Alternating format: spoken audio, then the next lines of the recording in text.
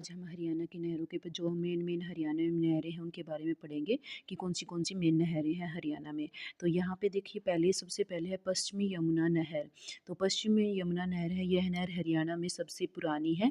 यह नहर यमुना नदी के किनारे पश्चिम किनारे से निकलती है। 1879 ईस्वी में ताजेवाला नामक स्थान से निकाली गई थी। कौन सी? पश्चिमी यमुना नहर।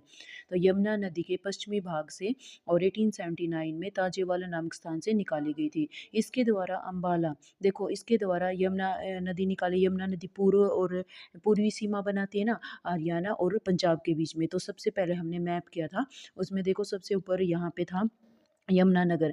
साइड में यमुनानगर था और वहाँ से ये यमुना नदी वहाँ पे हरियाणा में प्रवेश करती है। तो वहाँ से यमुना के बाद इसके द्वारा अम्बाला, करनाल, रोहतक, पानीपत, फिर सोनीपत, इन जिलों के साथ साथ राजस्थान और दिल्ली में भी क्या किए जाते हैं, दिल्ली के कुछ भागों में लगभग 5 लाख हेक्टेयर भूमि में सिंचाई की जाती है इस नहर के द्वारा, पश्चिमी यमुना नहर के द्वारा। ठीक है। उसके बाद है हमारी भाखड़ा नहर। तो भाखड़ा नहर, यह नहर सतलुज नदी पर, भाखड़ा नहर सतलुज नदी पर नांगल बांध बनाकर निकाली गई है। इसके द्वारा कहाँ कहाँ सिंचाई होती है? सिरसा, रोहतक व हिसार जिलों में। कहाँ कहाँ? सिरसा, रोहतक और हिसार, भाखड़ा नहर से इन जिलों में लगभग 6 लाख हेक्टेयर भूमि की सिंचाई की जाती है। किसके द्वारा? भाखड़ा नहर के द्वारा। उसके बाद है हमारी जवाहरलाल नहर व भिवानी नहर।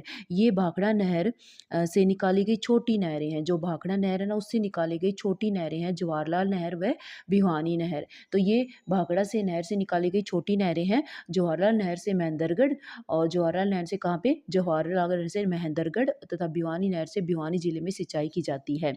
उसके बाद है गुरुग्राम नहर। दिल्ली के निकट ओखला नामक स्थान से यमुना नदी पर बांध बनाकर निकाली गई है। ओखला नामक स्थान से यमुना नदी पर गुरुग्राम नहर निकाली गई है और इस नहर से फरीदाबाद तथा गुरुग्राम में सिंचाई की जाती है। तो ये कुछ प्रमुख